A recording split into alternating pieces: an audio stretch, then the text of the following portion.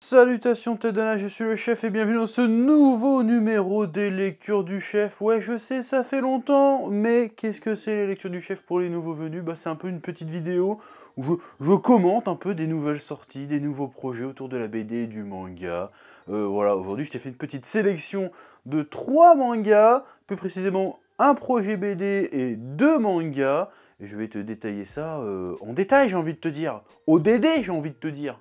Oui, on commence avec le tome 2 de Witch Memory. Souviens-toi, pour ceux qui étaient là déjà il y a un an, j'avais parlé du projet Witch Memory. Alors le projet Witch Memory, c'est par les éditions GDBM. Alors c'est des éditions qui fonctionnent principalement sur le système de crowdfunding, comme disent les Américains. Le principe de Witch Memory, c'était de présenter une histoire dans un univers d'heroic fantasy. Et le petit bonus qu'il y avait, au-delà que ce soit un projet un peu transmédia, c'était qu'en fait ils invitaient des vidéastes, des youtubeurs à incarner un personnage dans la BD, dans l'univers de la BD. Alors c'est pas vraiment les youtubeurs en eux-mêmes qui apparaissent, c'est plutôt des personnages inspirés des youtubeurs, c'est-à-dire que dedans t'as JDG, t'as Seb du Grenier, t'as Bob Lennon, t'as Benzaï, qui incarnent un rôle dans la BD, qui ont même pu incarner le rôle dans une espèce de petit épisode audio qui reprenait les événements du tome 1. D'ailleurs, il y avait aussi d'autres, ça c'était pour le tome 1, hein. Il y avait aussi d'autres grands noms du doublage, comme notamment Brigitte Lecordier, qui est dans tous les projets, hein. Et Éric Legrand, il y avait Vegeta qui avait doublé dedans. C'était assez stylé, évidemment, bon, Bob Lennon, Benzaï, tout ça. Et j'avais parlé du crowdfunding pour la sortie du tome 2, que je tiens dans les mains, qui s'appelle Le Super Saiyan, qui est bien mieux que le premier. Alors le premier était très sympathique aussi, mais bon, j'en avais parlé, j'ai dit, oh, la narration est un petit peu bizarre. Là, la narration est fluide, il se passe beaucoup de péripéties, il y a des combats, de l'humour, énormément de références aux univers du JDG, de Benzaï, surtout de Benzaï et de Bob Lennon. Très sympathique, alors c'est pas du clin d'œil lourdingue, c'est plutôt assez subtilement placé, je trouve, c'est bien utilisé. C'est sympathique, ça fera sourire, et puis en plus il y a pas mal de fanservice. Alors c'est du fanservice sympathique, hein, c'est pas du fanservice de gros beauf. Voilà, tu vois un peu de la loche, tu vois un peu du nibar, mais ce n'est jamais vulgaire. Et ça c'est plutôt, ça fait penser un peu à Bastard, dans le délire. Alors graphiquement ça n'a rien à voir bien évidemment, hein, c'est deux univers différents, mais il y a le côté un peu Bastard, un peu, tu sais, tu vois des princesses avec des gros décolletés, mais... Oh voilà, c'est bon enfant, c'est vraiment pas beauf, parce que en vrai j'ai un peu du mal moi avec le fanservice en général, parce que je suis un peu prude, je suis un peu coincé du cul, il faut le dire. Là non, ça m'a pas dérangé, voilà. Et vu que le succès pour le second tome, vu que je l'ai dans les mains, a été un succès, et ben ils ont tenu une promesse qu'ils avaient faite, c'est-à-dire de faire apparaître le personnage inspiré du chef otaku, j'ai envie de te dire, qui sera le colonel Ume Otuka, un truc comme ça. Voilà, bon en plus le design est plutôt sympathique, ils m'ont fait perdre au moins 50 kilos, ça c'est sympa de leur part. Voilà, donc franchement, je suis très curieux de savoir ce qu'ils vont faire avec un peu la mythologie chef otaku dans leur univers, parce qu'il y a forcément, vu qu'il y a beaucoup de références à Joueur du Grenier, notamment avec la Canarman, avec Benzaï, il y a beaucoup de références avec le Pyro Barbare aussi.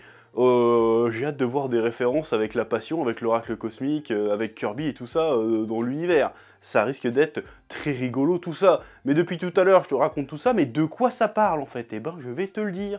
Oui.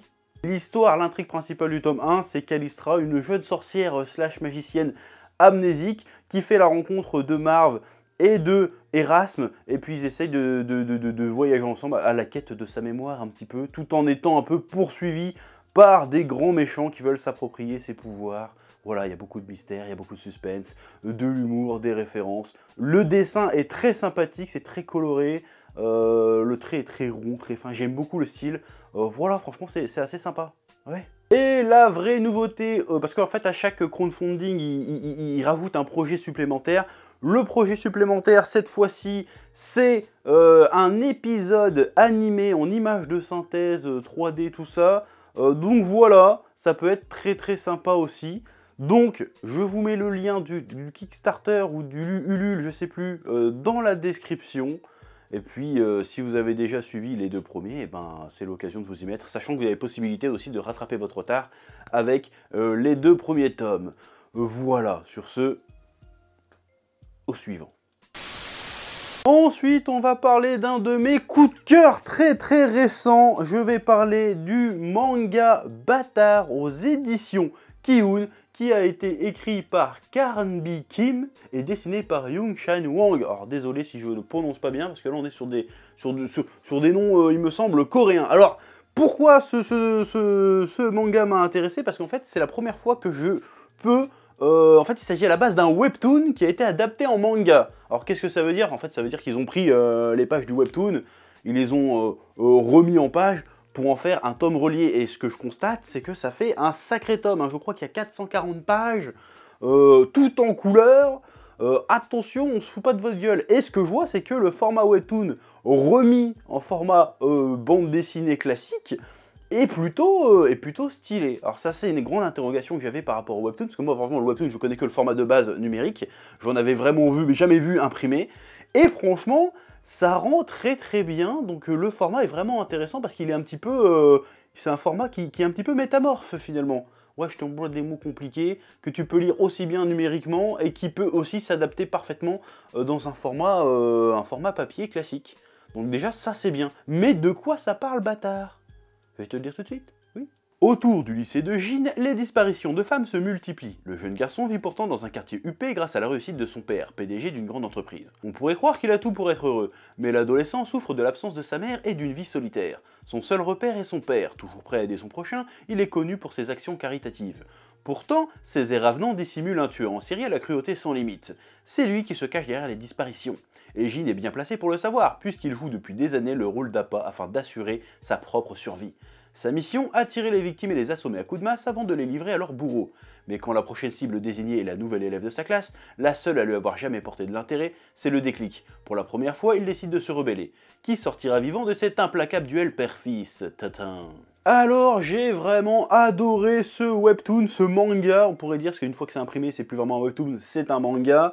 Parce que le concept est génial. C'est ça que j'aime bien dans le webtoon, dans le format webtoon, c'est la puissance du concept. Chaque webtoon qu'il y a, sauf quand c'est des webtoons comédies romantiques qui sont très nombreux, qui est peut-être même le genre dominant, c'est des trucs à concept. Tu veux faire un concept, tu veux faire un webtoon, tu trouves un concept fort et tu le racontes de manière feuilletonnante. C'est-à-dire à chaque fin de chapitre, à chaque fin d'épisode, t'as un putain de suspense ou un retournement de situation de bâtard. Et ça tombe bien, de bâtard, j'ai même pas fait exprès, tu vois. Un retournement de situation de bâtard, et ce truc est haletant de bout en bout, sans déconner, j'en ai pas perdu une miette, et là je trépigne d'impatience à lire le tome 2, parce que ça finit sur un cliffhanger incroyable, vraiment, et il y a des péripéties, mais de fou en fait. C'est ça que j'aime bien, c'est que tu prends une histoire a priori basique, et t'arrives à mettre des bâtons dans les roues. En fait, tout le but du jeu, c'est de réussir à cacher à son père que la fille qu'il prévoit de buter, en fait, c'est plus ou moins sa nouvelle pote. Donc il essaye en fait de tout faire pour empêcher son père de parvenir à le tuer. Il lui cache qu'elle est dans sa classe, il lui cache qu'il la connaît, il doit cacher plein de trucs. Et puis il y a des fois, évidemment, il est pris au dépourvu, et puis il doit adapter cette situation, adapter sa survie, tout en cachant en fait, parce qu'en fait son père il l'utilise, il le considère pas, c'est son fils, mais il s'en bat les couilles, c'est un outil, et il sent bien le fils que le jour où il deviendra trop fort, trop intelligent pour que son père le domine, si tu veux, son père va essayer de le tuer avant en fait. Donc le gars il doit assurer sa propre survie. Il faut pas que son père grille qu'il est contre lui, parce que si à un moment il se fait griller par son père, il est mort, tu veux. Donc il doit préserver sa copine, tout en se préservant lui-même, tout en faisant en sorte que son père se fasse pas attraper non plus par les flics, parce que sinon ça se retomberait sur lui. Donc voilà, il y a vraiment une très bonne histoire, du suspense, des rebondissements, un côté un peu thriller psychologique très bien fichu. Or niveau dessin, en vrai c'est un peu du webtoon. Alors je veux pas être médisant avec le webtoon, mais le webtoon de base, comme c'est produit très vite, en général c'est vraiment hebdomadaire et que les gars ils sont un ou deux dessus, le dessin est très épuré, très simple, mais foutrement efficace, que la mise en scène fonctionne.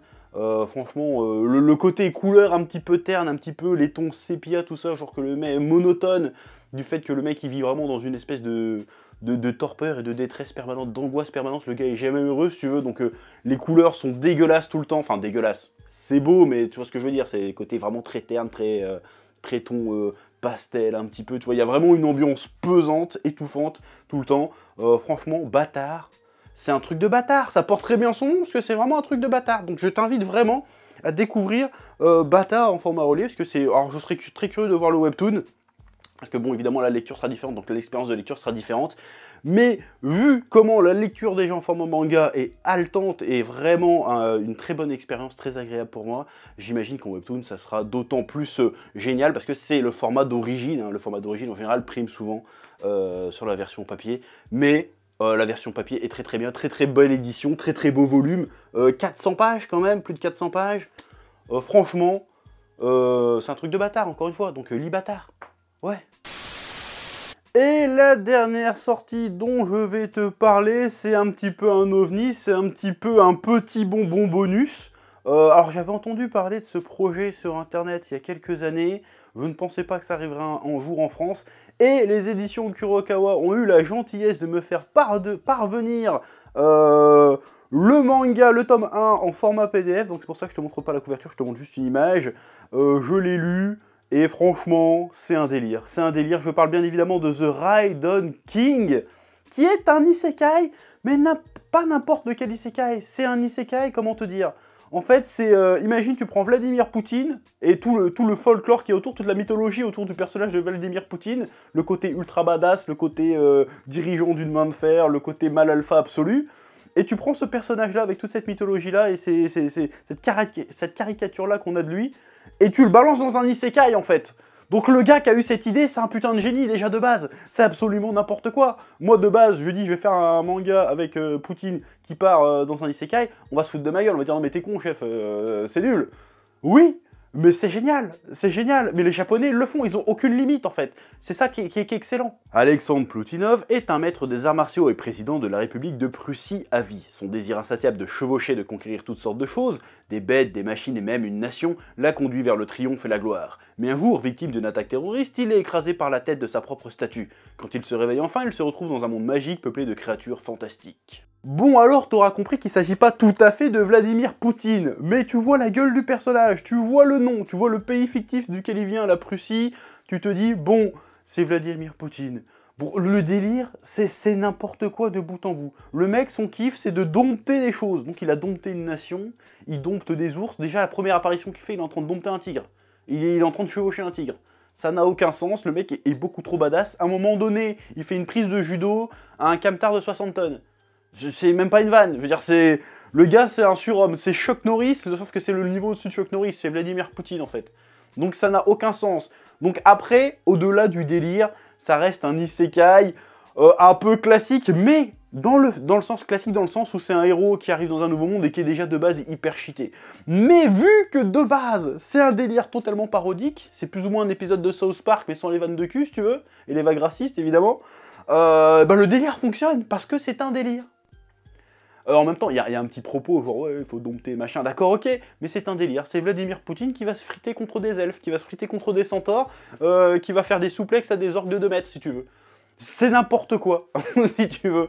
Et en fait, c'est marrant parce que le personnage de Ploutinov, pardon, il est méga badass, il est méga mal alpha, il est méga surpuissant, il a une tête très dure, même il a tellement des traits durs que les gens croient que tout de suite c'est un méchant, alors qu'en fait non, parce qu'en fait le gars il adore les animaux, il est genre oh il est kawaii et tout, c'est assez rigolo. Le gars en fait a bon fond, il est là, il voit une petite fille, oh elle est trop mignonne, je vais la protéger, il voit des animaux, il faut oh là là ils sont trop beaux, je vais les protéger, il voit des centaures, il fait oh je veux chevaucher un centaure, ça a l'air trop bien, le gars il kiffe sa meilleure vie, le gars il veut partir en vacances dans ce monde imaginaire. Franchement, c'est un très bon délire. Alors, je sais pas, ça court sur combien de tomes, cette histoire parce que c'est un délire qui est assez risqué quand même, parce que tu peux assez vite, si tu te renouvelles pas, tu peux assez vite tourner en rond avec ce genre de délire, parce qu'une fois passé la blague, c'est Poutine, il faut quand même broder derrière. Pour l'instant, on est dans le tome 1, on découvre vraiment l'univers, on découvre les capacités de Poutine, il découvre lui-même cet univers, il y a ce côté, tu sais, les visiteurs, tu sais, le côté schisme entre notre monde, et le monde d'Heroic Fantasy, hein, ce qui est un peu un classique des isekai du genre. Mais là, vu que c'est Poutine, bah c'est 10 fois plus drôle. Parce que tu t'imagines Poutine vraiment dans cette machin. Voilà, c'est pour ça que Poutine, il est stylé quelque part. Parce que t'imagines pas le même genre de truc avec Macron, par exemple. Avec Macron, tu te fais chier. Macron no Desensu qui arrive dans l'univers d'isekai. Bon, on va se faire chier, tu sens qu'il va se faire becter au bout de 2 minutes. Alors que Poutine, tu dis, ah, là, il va se passer des trucs, en vrai. Donc c'est très drôle. et j'ai beaucoup ri. Les dessins sont très très stylés. Étonnamment, c'est pas tombé dans le piège de faire du fanservice, parce que souvent les isekai comme ça, comme ils ont pas grand chose à raconter, ils te mettent des harems, ils te mettent des boobs, ils te mettent des lolis à moitié à poil. Là, c'est pas le cas, c'est très sobre, très soft. Mais voilà, il y a le délire autour de la personnalité de Poutine. Bon, c'est pas Poutine, évidemment, c'est un Poutine fantasmé, mais très très cool. C'est badass, c'est drôle, c'est énormément, c'est du tout au 28e degré qu'il faut prendre l'histoire. Franchement, je te conseille de lire ça. Si tu veux te taper une bonne barre de rire, lis ce truc-là, parce que rien que le concept est génial. Oui. Bref, c'était ma petite sélection pour ce retour des lectures du chef, et moi je te dis à bientôt pour une nouvelle sélection. Les liens des choses que je t'ai présentées sont dans la description, et que la passion te guide. Oui, n'hésite pas à liker et à commenter, parce que bon, je reprends la lecture du chef, faut que ça fasse des vues un petit peu là. Donc allez-y, soutenez la passion, les découvertes de nouveautés, en mettant des pouces, en partageant auprès de vos amis, en vous abonnant, tout ça. Que la passion vous guide encore une fois. Oui. Eh oh, tu vas pas te barrer comme ça, hein? Tu vas laisser un pouce bleu? Un petit pouce bleu, hein? Puis tu regardes aussi les autres vidéos? Parce que voilà, tu t'abonnes? Ouais?